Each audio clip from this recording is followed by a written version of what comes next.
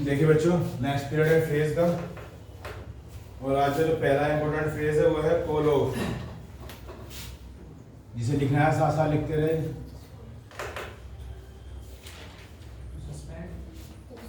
पहले पीरियड में मैंने आपको बताया था कि फ्रेज क्या होते हैं, कि जो पहला वर्ड होता है वो क्या होती है, वर्ब, और उसके बाद क्या होगी, प्रीपोजिशन।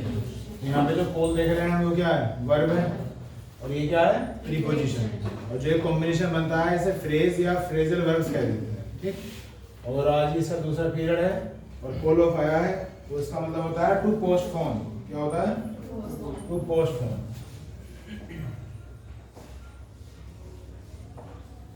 पोस्टपोन आप समझते हैं, किसी काम को टाल देना, पोस्टपोन कर देना। ठीक, कि आज समय नहीं है, आज नहीं करना है, बाद में करेंगे, उसी एक्टिविटी को क्या कहते हैं, पोस्टपोन करना कहते हैं। तो इसका कोई यूज देखते हैं, जैसे देख पा रहे थे। तो जैसे मैंने बोला कि the match was called off due to rain, due to rain, ऐसा आप लिख सकते हैं। The match was called off due to rain, कि मैच को क्या कर दिया गया, टाल दिया गया बारिश की वजह से। तो फिर वही बात पूछूंगा मैं, कौन सा टेंस है बच्चों ये, पास्ट इंडेफिनिट का पैसिव, पास्ट इंडेफिनिट का पैसिव, क्योंकि जब यहाँ वाज या वर आ रहे हैं तो पास्ट इंडेफिनिट ही हो सकता है। और पैसिव में क्या होता है, वाज या वर में से कोई एक प्लस वर्ब की थर्ड फॉर्म। ये वाज आ गया, वाज क्यों आ गया, क्योंकि ये सिंगुलर है। मैच अगर ये प्लूरल होता तो यहाँ क्या आता, वर आता, और थर्ड फॉर्म का निश्चित आना, जिसे हम क्या कहते हैं, पैसिव वॉइस। क्योंकि मैच अपने आप तो पोस्टपोन होगा नहीं, ये एक्शन ऐसा है कि इसे किया जाएगा, किया जाएगा तो फिर ये एक्टिव बन ही नहीं सकता, हमेशा क्या बनेगा, पैसिव ही बनेगा। तो the match was called off due to rain, due to का मतलब आप समझते हैं, वजह से। ठीक, तो इस तरह से यूज कर सकते हैं, और काफी इंपॉर्टेंट है, काफी इजी भी है, तो ध्यान रखेंगे आप। नेक्स्ट है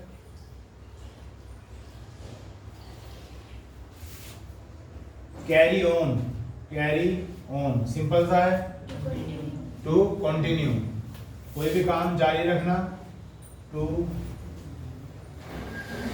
कंटिन्यू, इसे हम क्या कहते हैं, कैरी ऑन कहते हैं। ठीक, यूज भी करते रहते हैं अपनी भाषा में। तो अगर मान लें मैं इसका कोई यूज लिखना चाहूं,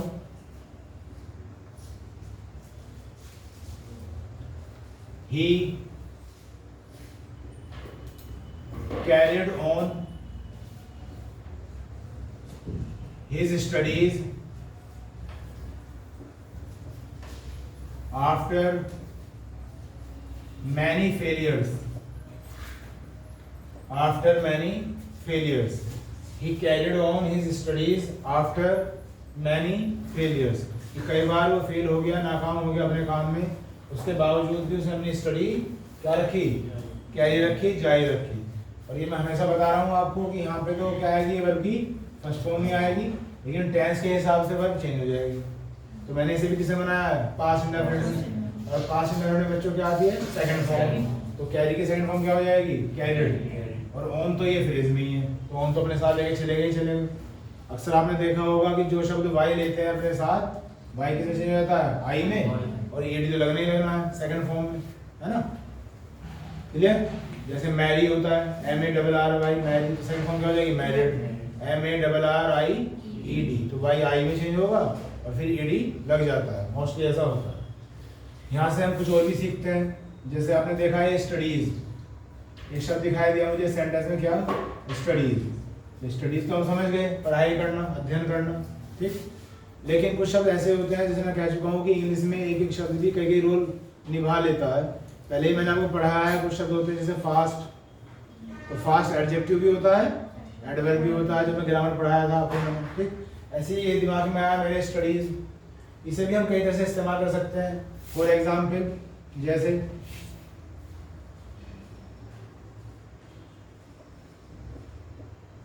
he studies in Meerut UP, he studies in Meerut UP. तो सिंपल सा सेंटेंस मैंने बनाया कि भाई वो यूपी के, उत्तर प्रदेश के मेरठ में पढ़ता है, स्टडी करता है। तो ये कौन सा टेंस है बच्चों, प्रेजेंट इंडेफिनिट है क्योंकि वर्ब की फर्स्ट फॉर्म में क्या लग रहा है, एस या ईएस लग रहा है, और प्रेजेंट इंडेफिनिट में एस या ईएस लग जाता है क्योंकि ये क्या है, सिंगुलर। तो यहाँ पे मुझे बताना है कि जो स्टडीज है वो क्या है, वो वर्ब है या नहीं है, जिसे मेन वर्ब कहते हैं। ठीक, तो ये एस या ईएस उसी में तो लगेगा। इसी को देख के तो हम बता रहे हैं कि ये प्रेजेंट इंडेफिनिट है। लेकिन जब मैं ऊपर वाले सेंटेंस में आता हूँ बच्चों, तो मैंने देखा कि यहाँ मेन वर्ब क्या थी, कैरिड। ये क्या था, सब्जेक्ट, और सब्जेक्ट और ऑब्जेक्ट क्या हो सकते हैं, या तो नाउन या प्रोनाउन। पहले भी हम बात कर चुके हैं। तो इसे आप सब्जेक्ट कह लें या ऐसे प्रोनाउन कह लें, एक ही बात है। तो मैं सब्जेक्ट कह रहा हूँ, ये क्या होगी आपकी वर्ब, ये क्या होगी प्रीपोजिशन। हालांकि दोनों को मिला के क्या कहा जा रहा है, फ्रेज कहा जा रहा है। अब हिज क्या है, ये भी प्रोनाउन है जिसे हम बोलते हैं पजेसिव प्रोनाउन। तो अब सोचा जाए तो स्टडीज क्या है, यहाँ पे स्टडीज आएगा नाउन, क्या आएगा, नाउन। कैसे पता चला नाउन का, नाउन का पता ऐसे चला क्योंकि जो हिज है ये पजेसिव वर्ड है। पजेसिव का मतलब क्या होता है, जो ये बताए कि मेरी चीज है, तुम्हारी चीज है। पजेशन किसका है, अधिकार किसका है। और पजेसिव वर्ड क्या क्या हो सकते हैं, हर, लड़की के लिए हर का इस्तेमाल करते हैं, लड़के के लिए हिज का इस्तेमाल करते हैं। माई है, माई, दिस इज माई पेन। तो ये सब क्या होते हैं, पजेसिव वर्ड। तो आप थोड़ा सा सोच के देखो जो मैं कहना चाह रहा हूँ आपको। आप कोई भी पजेसिव वर्ड का इस्तेमाल करो, जैसे मैंने माई बोला तो मैंने ये बोला दिस इज माई पेन, एक एग्जाम्पल। फिर कोई और पजेसिव वर्ड का इस्तेमाल कर लेते हैं, योर, है ना। तो मैंने कहा this is your copy, this is your copy.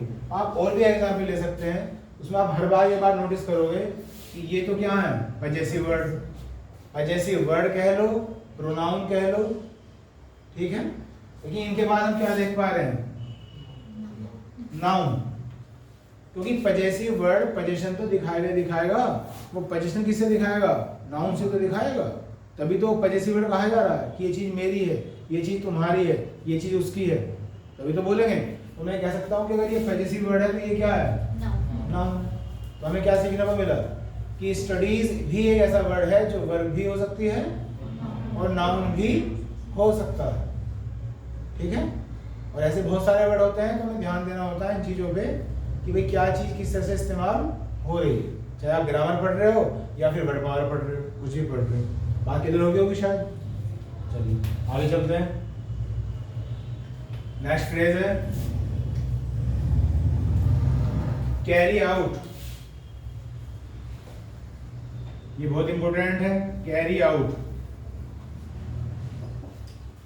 और मैंने पहले भी कहा था आपको दिखने में आसान लगते हैं, लेकिन जब ये सारे इकट्ठे हो जाते हैं किसी एग्जाम में आएंगे तो अक्सर कंफ्यूजन हो ही जाएगा अगर अच्छी तरह से स्टडी नहीं होगी। कैरी आउट, कैरी आउट का मतलब होता है इंग्लिश में मैं कहूँ to execute, to execute.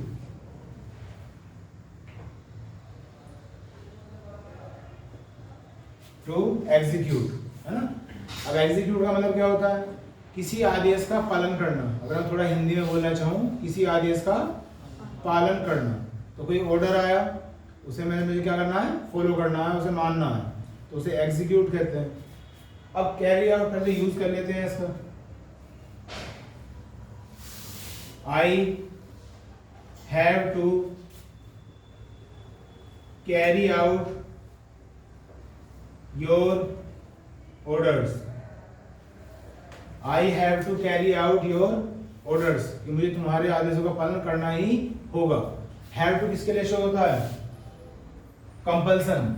Compulsion क्या होती है, मजबूरी, नीड, जरूरी, जिसे हम क्या हिंदी में क्या बोलते हैं, मुझे ये काम करना ही पड़ेगा। जब हम ये शब्द इस्तेमाल करते हैं, पढ़ता है, पढ़ेगा, तो वहाँ मेरी कोई इच्छा थोड़ी होती किसी काम को करने की, वहाँ तो एक मजबूरी सी शो होती है। एक तो ये होता है कि भाई मैं पढ़ता हूँ, हिंदी बोल के बता रहा हूँ मैं पढ़ता हूँ, तो इससे ऐसा लगता है कि मेरी हॉबी, हैबिट है मेरी पढ़ना। और एक है मुझे तो पढ़ना पड़ता है, तो इससे ऐसा लग रहा है कि काम जबरदस्ती कोई मुझसे करवाता है। तो हैव टू जहाँ भी इस्तेमाल होता है किसके लिए होता है बच्चों, कंपल्सन, यानी कि मजबूरी को शो करने के लिए होता है। I have to carry out your orders. और यहाँ पे फिर योर आया, अभी मैंने आपको समझाया था, क्या समझाया था, ये होता है पजेसिव वर्ड, पजेसिव प्रोनाउन कह सकते हैं, पर्सनल प्रोनाउन कह सकते हैं। एक ही शब्द के कई कई नाम होते हैं। और योर के बाद क्या है? ऑर्डर्स। तो फिर यह क्या हो जाएगा? नाउन हो जाएगा। अब इसे भी समझते हैं। फिलहाल पहले इसे समझाऊं। समझते तो आप हो बहुत कुछ, बाकी देखते हैं। अब एक नया वर्ड आया क्या? एग्जीक्यूट। एग्जीक्यूट ये क्या है? वर्ब है, मेन वर्ब है, मेन एक्शन है, क्योंकि टू के बाद हमेशा क्या आती है? वर्ब की फर्स्ट फॉर्म आती है। और एग्जीक्यूट का मतलब मैंने क्या बताया अभी आपको? आदेश का पालन करना। तो जब मैं आदेश बोल रहा हूँ तो इसका मतलब ये है कि नॉर्मल बात नहीं है, किसी अथॉरिटी ने मुझे आदेश दिया। तो अगर मैं एग्जीक्यूट से बनाऊं, जैसे आपने सुना है एक वर्ड, क्या सुना है? एग्जीक्यूटिव। एग्जीक्यूट से तो बना है क्या? एग्जीक्यूटिव। अब अगर हम संविधान में जाएं, पॉलिटिकल में, तो एग्जीक्यूटिव को क्या बोलते हैं? कार्यपालिका। तो जिसे हम कार्यपालिका कहते हैं, यानी कि राज्यपाल है, गवर्नर है, या मुख्यमंत्री हैं, सीएम है, प्रधानमंत्री है, प्राइम मिनिस्टर। तो एक सिस्टम है, एक अथॉरिटी है जो किसी काम को क्या कर रहा है? एग्जीक्यूट। किसके दायरे में? संविधान के दायरे में, कॉन्स्टिट्यूशन के दायरे में। इसलिए वो एग्जीक्यूट कर रहे हैं, और इसलिए वो क्या कहलाते हैं? एग्जीक्यूटिव कहलाते हैं। ठीक है। तो एग्जीक्यूटिव क्या हो गया? नाउन हो गया, क्योंकि किसी पर्सन के इस्तेमाल हो गए। ओके, तो एग्जीक्यूटिव क्या हो गया बच्चों? नाउन हो गया। ये तो शब्द की बात हो गई। उसके बाद देखो फिर आया ऑर्डर्स। तो अगर मैं इसकी बात करता हूं फिर कुछ समझाने के लिए आपको, तो मैंने कहा ही, एक छोटा सा सेंटेंस, ही ऑर्डर्स मी, ही ऑर्डर्स मी। तो फिर आप इसे कहोगे कि प्रेजेंट इंडेफिनिट है। ही क्या है? सिंगुलर। और वर्ब की फर्स्ट फॉर्म में क्या लग गया? एस या ईएस लग गया। तो ही ऑर्डर्स मी। तो यहाँ पे ऑर्डर्स क्या आया है? वर्ब आई है, जिसे आप मेन वर्ब कह सकते हैं। लेकिन इस सेंटेंस में ऑर्डर्स क्या था? नाउन था। था या नहीं था? सेम वर्ड है, सेम स्पेलिंग है, कहीं वर्ब है और कहीं नाउन है। तो इन चीजों का हमें देखना है और समझना है कि कैसे क्या चीज इस्तेमाल हो रही है। ठीक, आगे चलते हैं। ये था क्या? Carry out. इसके बाद है cast off. Cast OFF off, cast off. Cast off की मीनिंग होती है बच्चों to reject, to reject.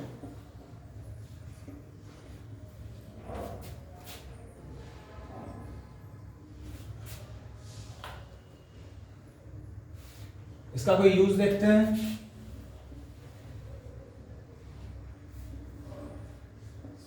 He is cast off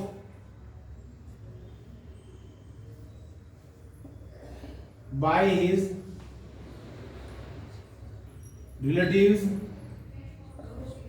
He is cast off by his relatives. इसका मतलब क्या लिखा मैंने? इसके रिश्तेदारों के द्वारा उसे पूरी तरह से रिजेक्ट कर दिया गया।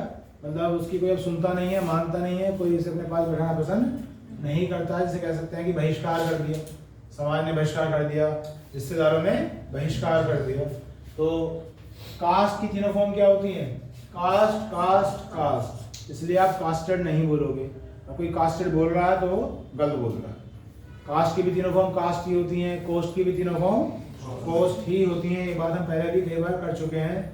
अक्सर एक शब्द आ जाता है एग्जाम में, क्या? ब्रॉडकास्ट। ब्रॉडकास्ट, और ब्रॉडकास्ट मतलब क्या होता है? प्रसारित करना, है ना। तो अक्सर ही आता है और स्टूडेंट फिलो में क्या कर देता है? ब्रॉडकास्टेड, ब्रॉड, और हो जाता है उसका गलत, क्योंकि सुनने में लगता है ब्रॉडकास्टेड से बढ़िया लग रहा है, अच्छा लग रहा है। लेकिन कास्ट की तीनों फॉर्म तो क्या होती हैं? कास्ट ही होती है। तो ब्रॉडकास्टेड तो कोई वर्ड हो ही नहीं सकता, पॉसिबल ही नहीं है। तो फर्स्ट फॉर्म, सेकंड फॉर्म और थर्ड फॉर्म तीनों फॉर्म में क्या होंगी? ब्रॉडकास्ट ही होंगी। इन द सेम वे यहाँ भी क्या रहेगा? कास्ट। ये कौन सा टेंस है? प्रेजेंट इंडेफिनिट का पैसिव वॉइस, क्योंकि यहाँ इजारम आ रहे हैं। तो इजारम जो आते हैं किस में आते हैं? प्रेजेंट में। और यहाँ पे क्या है? Third form. तो प्रेजेंट इंडेफिनिट का क्या बनाया मैंने? पैसिव वॉइस बनाया कि ही इज कास्ट ऑफ, उसे बेदखल कर दिया गया, उसका बहिष्कार कर दिया गया, उसे रिजेक्ट कर दिया गया बाय हिज रिलेटिव्स, उसके रिश्तेदारों के द्वारा। तो ये इसका क्या हो गया? यूज हो गया। अगर इसे थोड़ा सा और समझने की कोशिश करते हैं, कास्ट ऑफ को, तो मैंने आपको अक्सर क्या बता रखा है कि जो ऑफ प्रीपोजिशन होती है ये हमेशा आती है सेपरेशन के लिए। बता रखा है नहीं बता रखा है? सेपरेशन, जब कोई चीज किसी से अलग होती है तो तब हमेशा मोस्टली हम ऑफ का इस्तेमाल करते हैं। जैसे the leaf fell off the tree, the leaf fell off the tree, कि पत्ता पेड़ से गिर गया, तो कंप्लीटली क्या हो गया? सेपरेट हो गया, अलग हो गया। तो यहाँ पे जो प्रीपोजिशन का इस्तेमाल होगा बच्चों किसका होगा? ओ डबल एफ, ऑफ का होगा। इसलिए ये जो प्रीपोजिशन है किसे शो करती है? सेपरेशन को शो करती है। ठीक, लेकिन थोड़ी सी हमें सावधानी भी रखनी होती है। ये चीज जो है क्या है? प्रीपोजिशन है, तो पूरा जो इसका डिस्क्रिप्शन होगा वो तो प्रीपोजिशन वाले टॉपिक में होगा, लेकिन जो कुछ समझाने वाली बात है समझाता रहता हूँ मैं। जैसे एक एग्जाम्पल हो, देखो, ही वाज, ये एग्जाम्पल जो मैं लिख रहा हूँ ना, अच्छा होगा वो ध्यान से देख लो, क्योंकि इनमें से अक्सर आपके एग्जाम में मिलेंगे। ठीक, ये वही मैं लिख रहा हूँ। He was discharge of the hospital, एक सेंटेंस मैंने ये लिखा, he was discharge of the hospital. तो समझ में तो आ गया कि कहने वाला क्या कह रहा है कि भाई उसे हॉस्पिटल से डिस्चार्ज कर दिया गया, वो ठीक हो गया, तो उसे हॉस्पिटल से घर भेज दिया गया। लेकिन ये सेंटेंस गलत है। क्यों? क्योंकि यहाँ पे ऑफ नहीं आने का, यहाँ पे क्या आएगा? फ्रॉम आएगा। अब ये एग्जाम्पल आ चुका है एग्जाम में कई बार। यहाँ पे फिल इन द ब्लैंक्स देंगे और ऑब्वियसली 4 ऑप्शन मिलेंगे आपको, जिनमें से फ्रॉम भी होगा और क्या होगा? ऑफ भी होगा, और 2 और होंगे कुछ वहाँ पे। ठीक, तो अब ये फ्रॉम क्यों आया? जब मैंने यहाँ कहा गया कि जो ऑफ है किसके लिए आता है? सेपरेशन के लिए आता है, तो भाई यहाँ भी तो सेपरेशन हुआ है। ठीक, तो यहाँ थोड़ा सा हम लॉजिकली ऐसे समझ सकते हैं, हालांकि भाषा जो है लॉजिकली होती नहीं है, लेकिन फिर भी आपको समझाने के लिए, यहाँ पे जो पत्ता था वो पेड़ से कंप्लीटली अलग हो गया था, और दोबारा ऐसा नहीं है कि 2-4 दिन बाद उठेगा खुद ही चिपक जाएगा। अब तो जो आएगा नया पत्ता आएगा। तो अगर कंप्लीटली सेपरेशन हो रहा है तो क्या आता है? O double F O. लेकिन डिस्चार्ज का मतलब तो ये है कि अगर मान लिया आज तबियत सही है तो चला गया, हो सकता है कल फिर तबियत खराब हो जाए, इसलिए हम यहाँ पे ओ डबल एफ का इस्तेमाल नहीं करते, और यहाँ क्या करते हैं? फ्रॉम का इस्तेमाल करते हैं। और हिंदी से तो पढ़ना नहीं है, क्योंकि हिंदी से पढ़ोगे तो फिर तो जाने अनजाने में फ्रॉम वाला फिर भी सही हो जाएगा आपको, क्योंकि हिंदी से क्या आएगा? हॉस्पिटल से, और से का मतलब हम क्या समझते हैं? फ्रॉम, वो तुक्का लग जाएगा, लेकिन कहीं ना कहीं तुक्के तो तुक्के ही होते हैं। ठीक, वो कहीं ना कहीं फेल हो जाएंगे। तो जो रियल बात है वही है कि क्यों ऑफ आता है, क्यों फ्रॉम आता है। आगे चलते हैं। तो ये था बच्चा कौन सा? कास्ट ऑफ था, जो फ्रेज मैंने बताया आपको। उसके बाद है कम अबाउट, कम अबाउट जिसे बोलते हैं टू हैपन, टू हैपन। और हैपन माने क्या होता है? कोई भी घटना घटित हो जाना, कोई भी घटना घटित हो जाना, उसे कम अबाउट बोला जाता है। इसका यूज देखते हैं पहले कोई, जैसे how did this sad event come about. ये मैंने सेंटेंस लिखा, how did this sad event come about, कि भाई ये दुख भरी घटना कैसे घटित हो गई, ऐसा दुख की प्रॉब्लम कैसे हो गई।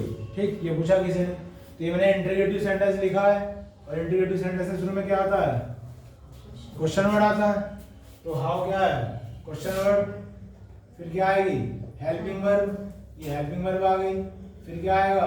सब्जेक्ट, सब्जेक्ट इन दोनों को मिला के, तीनों को, दिस सैड इवेंट, ये पूरा सब्जेक्ट का काम कर रहा है यहाँ पे। उसके बाद कम अबाउट, अब क्या आएगी? वर्ब, तो ये क्या है? वर्ब, और इन दोनों को मिला देंगे तो क्या है? फ्रेज। और आगे भी होता है इसका पार्ट, क्या होता है? Question word, helping verb, subject, main verb आगे बोलो क्या होता है? ऑब्जेक्ट, फिर रिमेनिंग पार्ट, फिर क्वेश्चन मार्क। इस तरह से पूरा इंटीग्रेटिव सेंटेंस बनता है। लेकिन आगे के शब्द नहीं है तो मुझे ये वहां पे ही छोड़ना पड़ा। ये कौन सा टेंस हो गया आपका? Past indefinite. क्योंकि जो डेड होता है वो कहाँ आता है? पास्ट इंडेफिनिट में ही आता है। और डू डज डेड के बाद हमेशा क्या आती है? वर्ब की फर्स्ट फॉर्म। इसलिए डेड है तो क्या आई है? वर्ब की फर्स्ट फॉर्म ही आई है। ये जरूर आप जानते होंगे कि कोई सा भी सेंटेंस है, डू हो, डज हो या डिड हो, इनके बाद हमेशा आती है मेन वर्ब की फर्स्ट फॉर्म, हमेशा, चाहे कैसा भी सेंटेंस क्यों ना हो। ठीक, तो ये था आपका कम अबाउट, टू हैपन, कोई घटना घटित हो जाना। नेक्स्ट है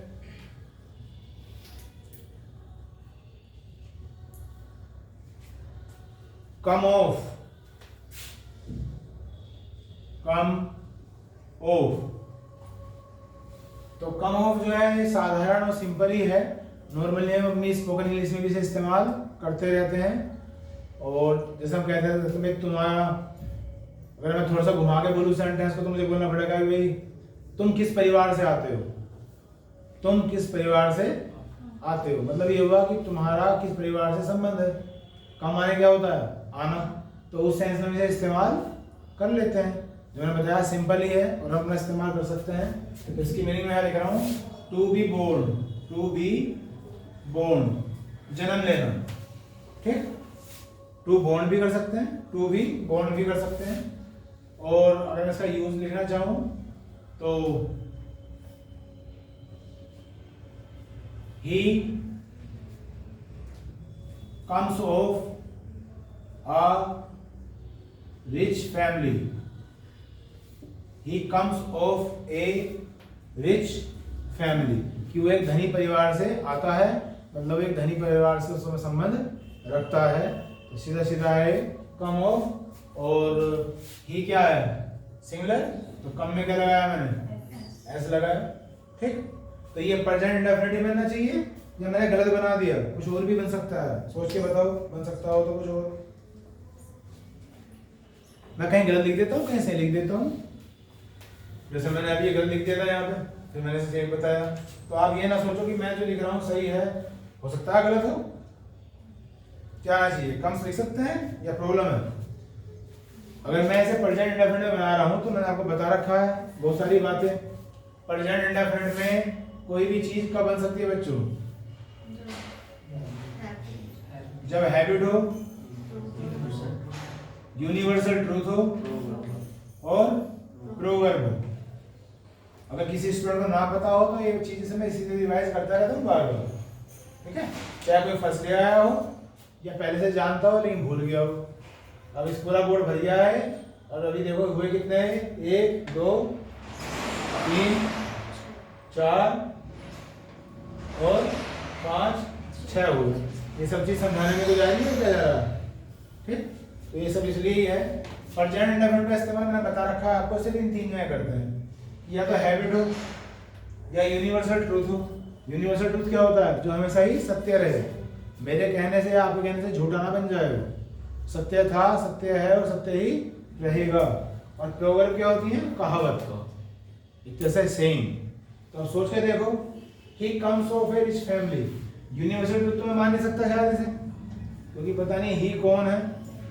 ठीक है, मैं नाम तो यहाँ दिया नहीं, तो कोई इंसान हमेशा ही ऐसा नहीं बोल सकता वैसे भाई यूनिवर्सल ट्रूथ है कि वो अमेरिका में भी ऐसे बोला जाएगा, हिंदुस्तान में भी ऐसे बोला जाएगा। रही बात प्रोवर्ब, कोई कहावत हो सकती है? नहीं हो सकती। अब बच गया हैबिट। तो अगर मैं इसे प्रेजेंट इंडेफिनिट बना रहा हूँ तो मैं इसे हैबिट मान रहा हूँ। तो अभी आप बताइए मुझे, क्या हैबिट मानना सही होगा या नहीं होगा? He comes of a rich family, कि उसका संबंध एक धनी परिवार से है। मेरे हिसाब से ज्यादा अच्छा सेंटेंस नहीं है। हैबिट का मतलब तो ये हो गया कि वो हमेशा ही धनी परिवार से संबंध उसका रहेगा। लेकिन धनी, रिच का मतलब तो पैसे से है, शायद हो सकता है आज है और कल ना हो। समझ रहे हो? तो अगर मान लिया तो मुझे कहे कि गलत है तो मैं इसे इंप्रूव कर सकता हूँ, पूरी तरह से गलत तो नहीं कर सकता। ठीक है, तो हिसाब कैसे बनाएंगे? पास्ट इंडेफिनिट बनाएंगे। प्रेजेंट इंडेफिनिट से थोड़ा सा परहेज करें। और पास्ट इंडेफिनिट क्या होता है बच्चों? Second form. तो क्या हो जाएगी ये came. He came of a rich family. Hindi से तो जैसा आप निकालना चाहोगे वैसे सेंटेंस निकल जाएगा जैसे मैं बोलता हूँ, इसलिए इंग्लिश पढ़ते समय हिंदी का तो आप कम से कम ही ध्यान दें, और जो आपको समझाई जा रही है टू द पॉइंट उसका ध्यान ज्यादा दें। नेक्स्ट है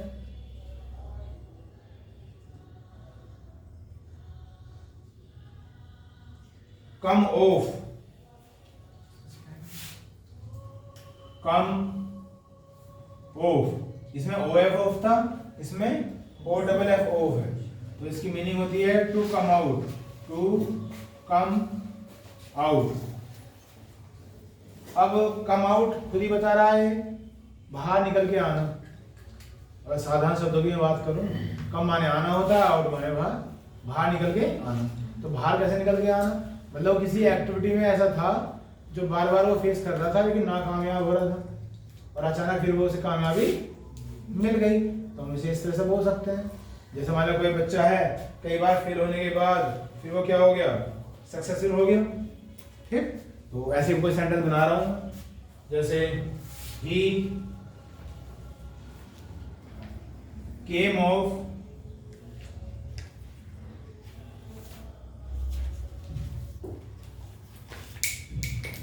as a successful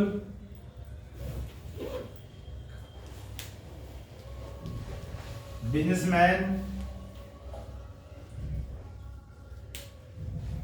after many failures।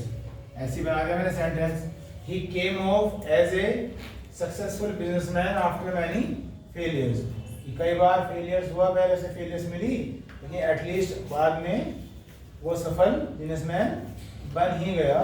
तो ये तो सेंस होनी चाहिए कम आउट से, मैंने बोल के बताया था कि कई बार प्रॉब्लम फेस कर रहा था, हर बार ट्राई कर रहा था, लेकिन कहीं ना कहीं प्रॉब्लम आ जाती थी। इस बार वो क्या हो गया, सफल हो गया। एक हमने इडियम भी पढ़ा था ऐसे, to come out, to come off with flying colours, उड़ते हुए रंगों के साथ बाहर आना। तो वो भी यही है, जब मैंने ऐसे बोला था कि पप्पू पास हो गया। ठीक, क्योंकि भाई एक इंसान है वो कई बार फेल हो रहा है और इस बार वो क्या हो गया, पास हो गया। तो उसे इडियम्स में क्या बोलते हैं, कम ऑफ विद या come out with flying colours, और ये फ्रेज है कम ऑफ। ठीक, तो दोनों की लगभग सेंस एक ही है। और ये मैंने फिर क्या लिखा है यहाँ, केम ही लिखा है, पास्ट इंडेफिनिट।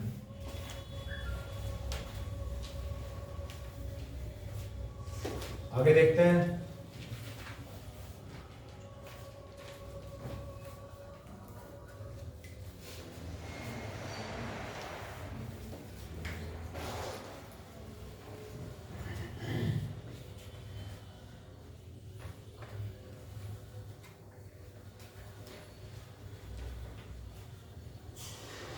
जो भी पढ़ाया है इनमें कोई प्रॉब्लम किसी को?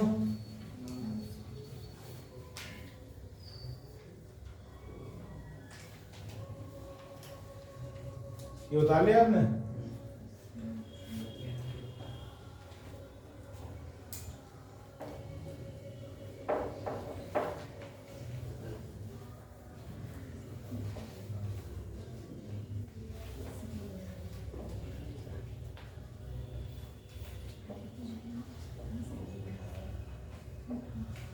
आगे देखिएगा,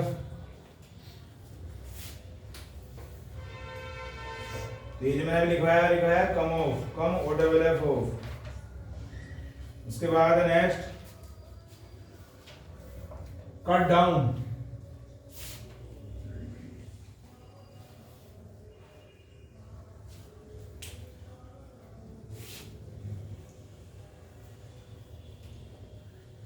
कट डाउन पढ़ाया आपने पहले, टू डिक्रीज। ये कई बार आ चुका है एग्जाम में, किसी चीज को कम करना, कीमतें कम हो जाना, कीमतें कम कर देना, तो उसे हम क्या बोलते हैं, कट डाउन।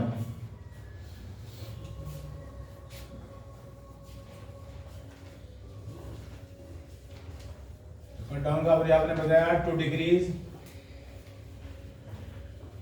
और डिक्रीज क्या होता है, घटा देना। इसका यूज देखते हैं, you should cut down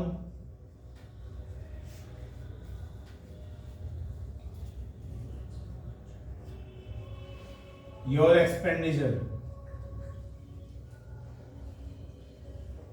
expenditure क्या होता है? खर्चा। तो तुम्हें अपने खर्चे में कमी करनी चाहिए, तो you should cut down your expenditure. तो इस तरह से हम इसे इस्तेमाल करेंगे, कट डाउन को। नेक्स्ट है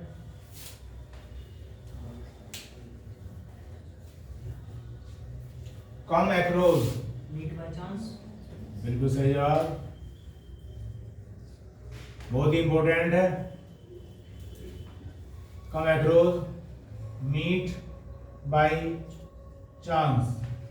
मीनिंग सा समझ गए हो? अचानक मुलाकात हो जाना, कोइंसिडेंस, बाय चांस, अचानक मुलाकात हो जाना। इसका यूज क्या है? I came across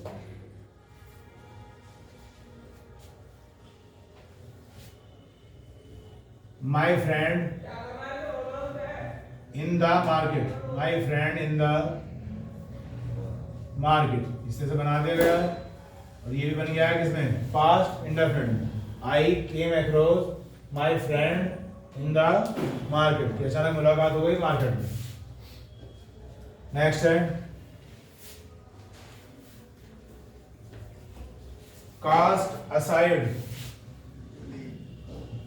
cast aside, इसकी मीनिंग होती है to leave.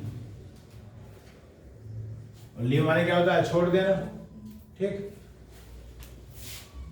Use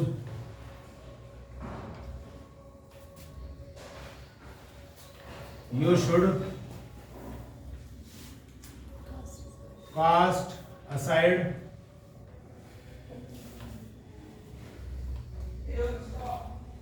your bad habits. Your bad habits, तो तुम्हें कास्ट असाइड कर देनी चाहिए सभी बैड हैबिट्स। तो शुड क्या है बच्चों? मॉडल। किसी को एडवाइस दे रहे हैं तो शुड का इस्तेमाल कर सकते हैं, और शुड के बाद हमें से क्या आती है? वर्ब की फर्स्ट फॉर्म। और कास्ट असाइड क्या बन गया? फ्रेज, जिसकी मीनिंग क्या है? टू लीव, छोड़ देना। थोड़ा सा फोकस करके जिसे याद करना है यही करो अभी तुरंत। ठीक है, सब चीज आपको लिख के दिखाई जा रही है, समझाई जा रही है। अगर अभी याद हो जाएंगे तो अभी हो जाएंगे, फिर बाद में तो ऐसा कुछ नहीं कि मेरे बाद के लिए कुछ रह रखना है। जो करना है अभी करना है। Next call in. इसका आंसर होता है to call someone. To call someone, तो call in, to call someone, simple ही है, किसी को बुलाना। इसका आंसर होता है use I called in a doctor at my house. I called in a doctor at my house. फिर पास्ट इंडेफिनिट बनाया है, और कॉल की सेकंड फॉर्म कॉल्ड हो गई। तो किसी को बुलाएगा, किसे बुलाएगा? एक डॉक्टर को एट माई हाउस। और यहाँ पे देखो क्या इस्तेमाल किया है मैंने? एट, क्योंकि एट जो है क्या है? टेम्परेरी है। किसके लिए? उस डॉक्टर के लिए। और एट का इस्तेमाल कहाँ होता है? टेम्परेरी सेंस में। ठीक, नेक्स्ट देखते हैं।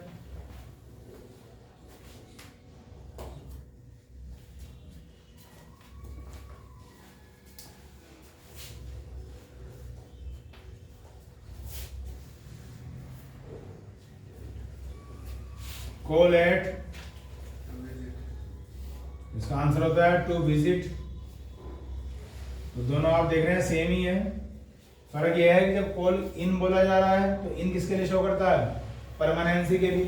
तो किसी को बुलाया जा रहा है अपने घर में, क्योंकि आपका घर आपके लिए तो परमानेंट है, लेकिन जो आ रहा है उसके लिए टेम्परेरी है। लेकिन यहाँ क्या है? Call at. इसका मतलब तुम कहीं जा रहे हो, और जहां तुम जा रहे हो वो जगह तुम्हारे लिए क्या है? टेम्परेरी। इसलिए यहाँ पे क्या हुआ है? एट। तो ये एक बेसिक डिफरेंस होता है इन दोनों शब्दों में, इन दोनों प्रीपोजिशन में, कि एट जो है टेम्परेरी सेंस लेके चलता है, और इन जो है परमानेंट सेंस लेके चलता है।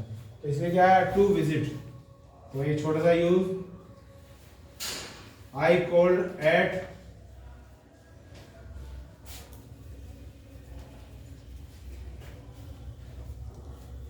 माई फ्रेंड्स हाउस, तो मैंने विजिट किया कहाँ, अपने दोस्त के घर में, ठीक।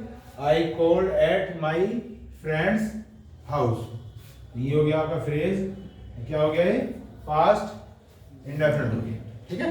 तो ये कॉल इन है, ये कॉल एट हो गया आपका। नेक्स्ट,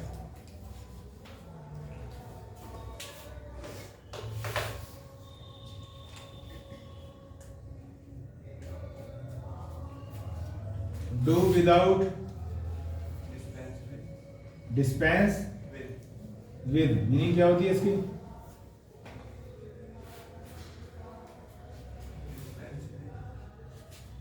डू विदाउट बताओ, डिस्पेंस का सेंस में नहीं आ रहा, डू विदाउट तो सिंपल वर्ड है भाई। डू मींस क्या होता है, करना, और विदाउट माने किसी के बिना, without manage, manage without, manage without कह सकते हैं। बाकी एक अच्छा वर्ड होता है डिस्पेंस, जो एग्जाम में आता है, डिस्पेंस लिखना, तो वही आप लिखेंगे इसमें, डिस्पेंस विद, डिस्पेंस विद मतलब क्या हुआ इसका, एक तरह से हिंदी में अगर मैं बोलना चाहूँ, गुजारा करना। गुजारा करना भी दो सेंस में है, एक तो चीजों के साथ और एक चीजों के बगैर, तो ये विदाउट वाली सेंस है, ठीक है। और इसके ऊपर भी कई बार फिल इन द ब्लैंक्स आ चुका है।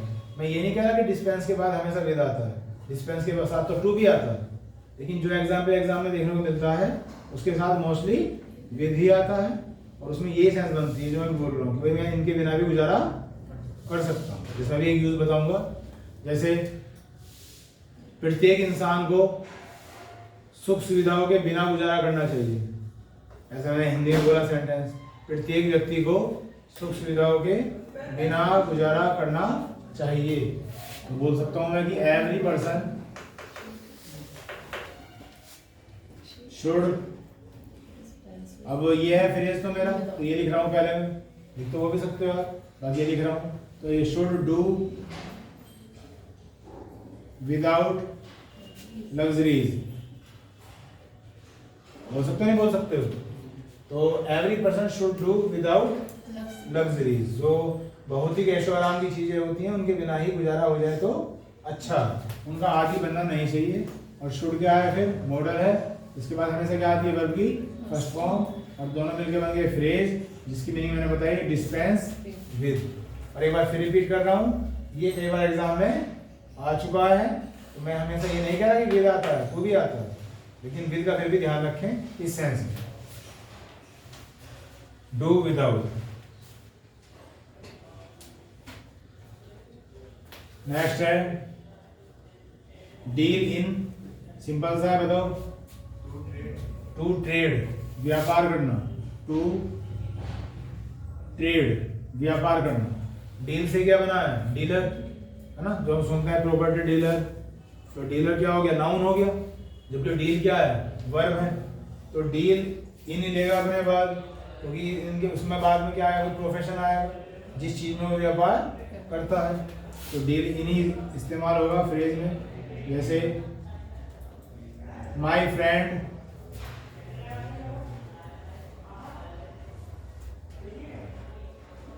Deals in the gold. कहाँ गलती है सेंटेंस में, बताओ, गलती है या सही है, परफेक्ट है? जब भी मैं कुछ गलती पूछता हूँ आप लोग साइलेंट हो जाते हैं, पता नहीं क्यों। मुझे तो उम्मीद है कि कुछ बताओगे और तुम अपना टेप बांध के बैठ जाओगे। कुछ गलती दिखाई दे रही है तो हाँ बोलो, है, नहीं दिखाई दे रही नहीं है, इसमें दो ही चीज तो है, और क्या है, दा नहीं आने का। चलिए जी, दा नहीं आने का, अब बता सकते हो क्यों नहीं आने का? क्योंकि हमने तो ये पढ़ा है कि जो नाउन है, नाउन से पहले क्या आते हैं, आर्टिकल आते हैं, और जो गोल्ड है क्या है, नाउन ही है, तो इससे पहले तो आर्टिकल आएंगे, ए एन और द, तीन आर्टिकल होते हैं।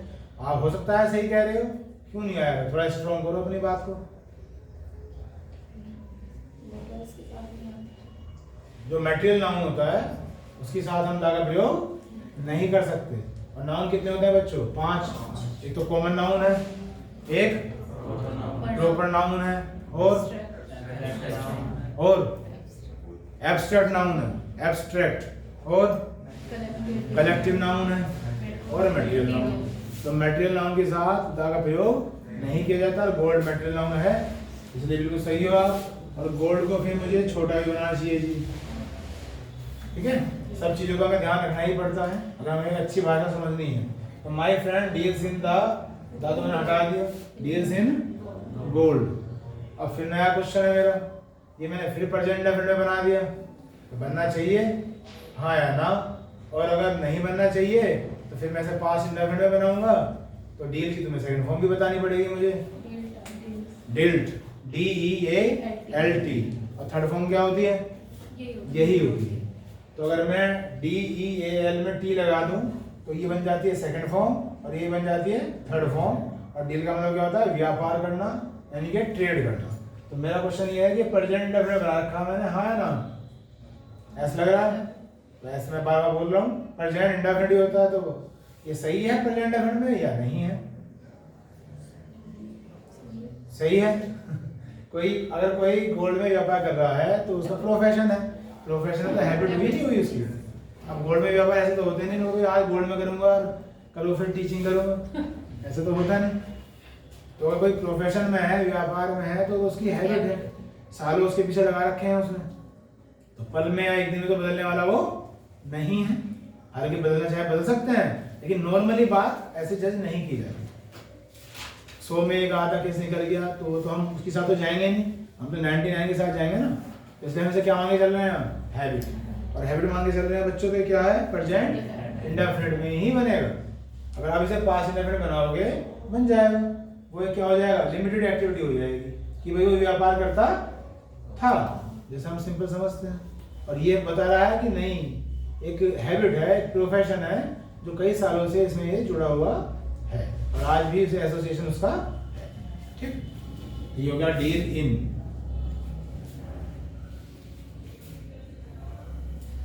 नेक्स्ट है ड्राइव आउट। बताइए जी क्या मीनिंग हो सकती है बच्चों?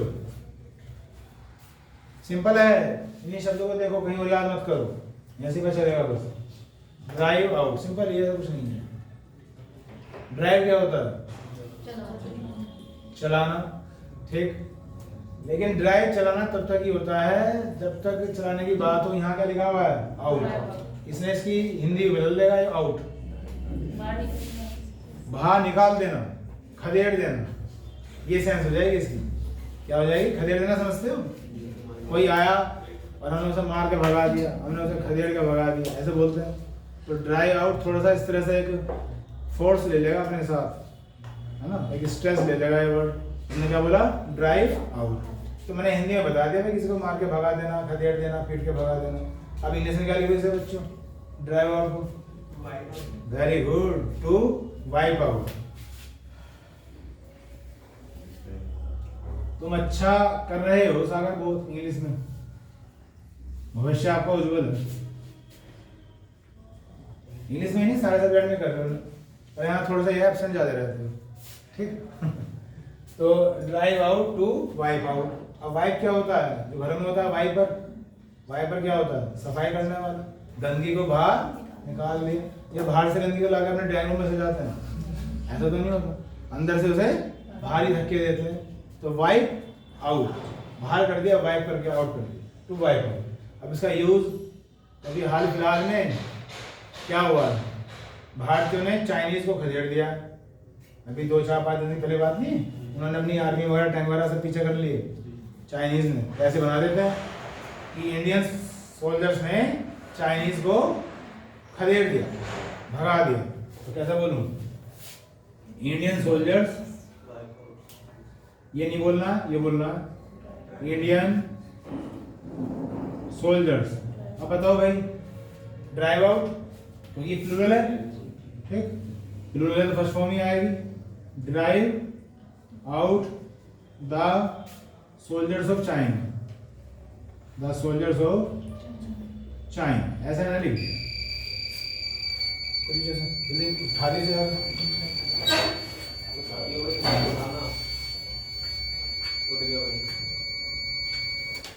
उठ गया।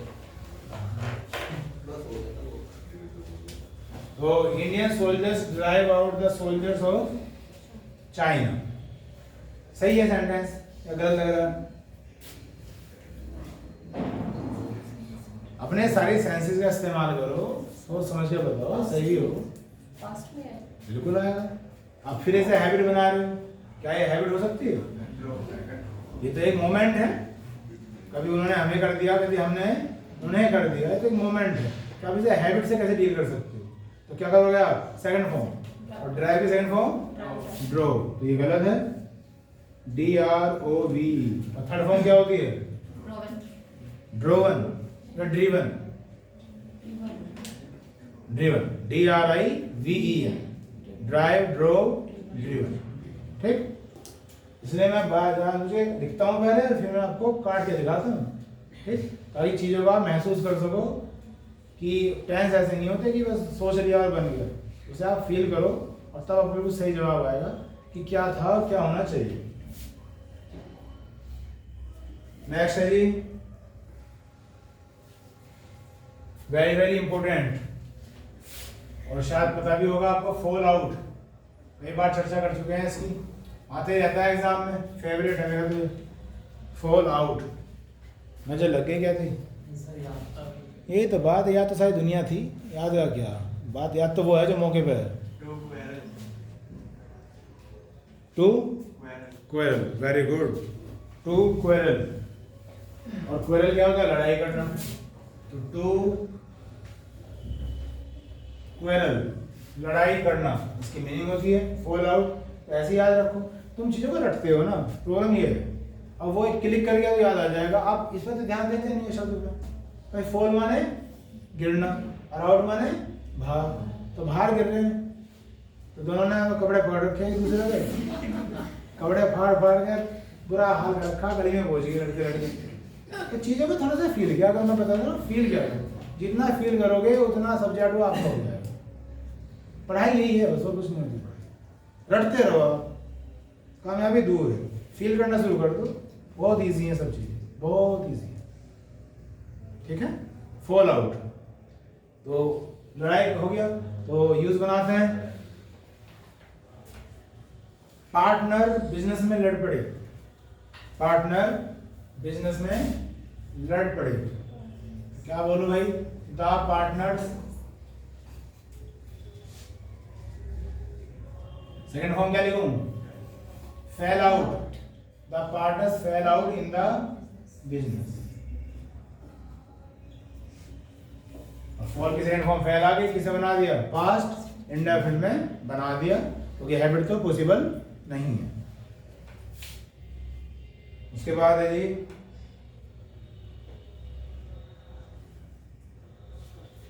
Fall short.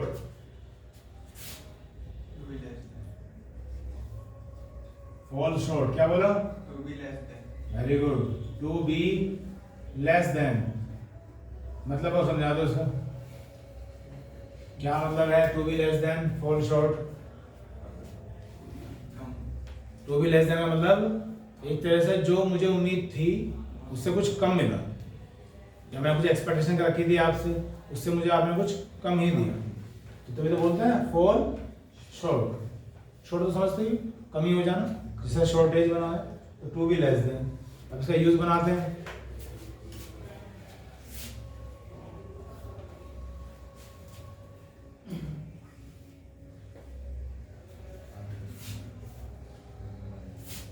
कुछ हिंदी में बोल रहा हूं मैं, तुम्हारे नंबर, तुम्हारे मार्क्स मेरी उम्मीद से कम रह गए। कैसे बोलूं?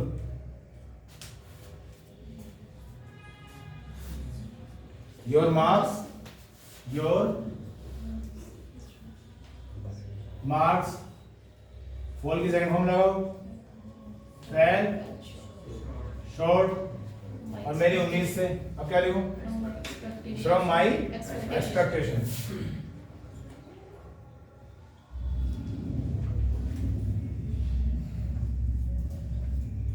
From my expectation. ठीक, नेक्स्ट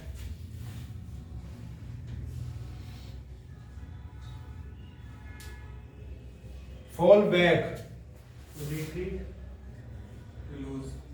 फॉल बैक। तुमने क्या बताया? retreat, अब रिट्रीट की मीनिंग बता। नहीं पता, मैं फिर वही कहूंगा, रटे बैठा है बस।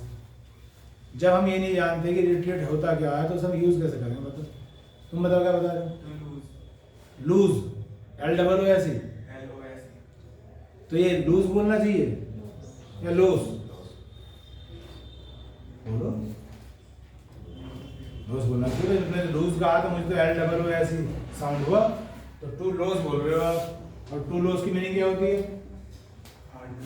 हार जाना, खो देना, ठीक? तो हार जाने का मतलब है यहाँ पे। तो यूज फॉल बैक, फॉल से आ रहे हैं सारे, फॉल माने गिरना, बैक माने पीछे की ओर। तो मतलब अपनी एक्टिविटी में, अपने कंपटीशन में हार गए। क्रिकेट मैच ले लेते हैं इस बार, ठीक? इंग्लैंड को हराते हैं, इंडिया को जिताएंगे, ठीक? तो क्रिकेट मैच में इंग्लैंड इंडिया से हार गया, तो कैसे बोलूं? इंग्लैंड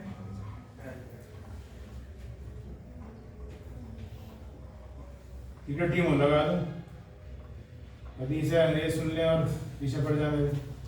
इंग्लैंड क्रिकेट टीम, ठीक? और फॉल की second form fail, fell back, तो हरा दी। इंग्लैंड क्रिकेट टीम हार गई, किससे? इंडिया से। कैसे लिखूं? अगेंस्ट इंडियन टीम या फ्रॉम इंडियन टीम? फिर प्रीपोजिशन आई। अब सोचने में क्या पड़ गए? अगर मैं ना बोलता कुछ तो सब चल रहा था, और जैसे ही मैं कुछ पूछ लूं तो सोचना पड़ जाओ। अरे जो आ रहा है बोलो। अगेंस्ट यार, against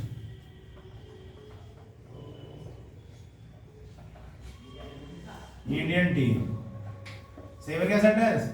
England cricket team fell back against Indian team, और मतलब क्या हो गया? हार गई। और फेल क्या है? बल्कि सेकंड फॉर्म, और ये क्या हो गया? Past indefinite. ठीक है जी, एक बार रिवाइज कर लो। पहला देखो क्या है? Cut down. कट डाउन क्या था? टू डिक्रीज, कीमतें कम हो जाना। You should cut down your expenditure.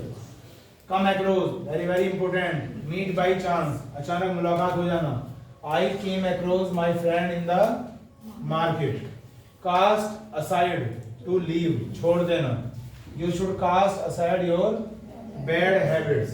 Call in, to call someone, किसी को बुलाना।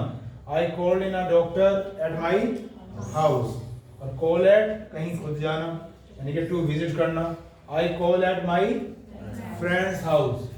Do without, that means dispense with, किसी के बगैर गुजारा करना, जो मैंने हिंदी से बोल के बताई आपको। Every person should do without luxuries. Deal in, व्यापार करना। To trade, my friend deals in gold. Drive out, to wipe out, खदेड़ देना, भगा देना। Indian soldiers drove out the soldiers of China. Fall out, to quarrel, the partners fell out in the business. Fall short, expectation से कम रह जाना, to be less than. Your marks fell short from my expectation. Fall back, to loss, क्या हो गया? नुकसान हो जाना या हरा देना, दोनों हो सकते हैं। लेकिन ये क्या लिखा हमने? हरा देने की सेंस में। तो England cricket team fell back against Indian team, ठीक? बस भाई इस पीरियड में इतना ही।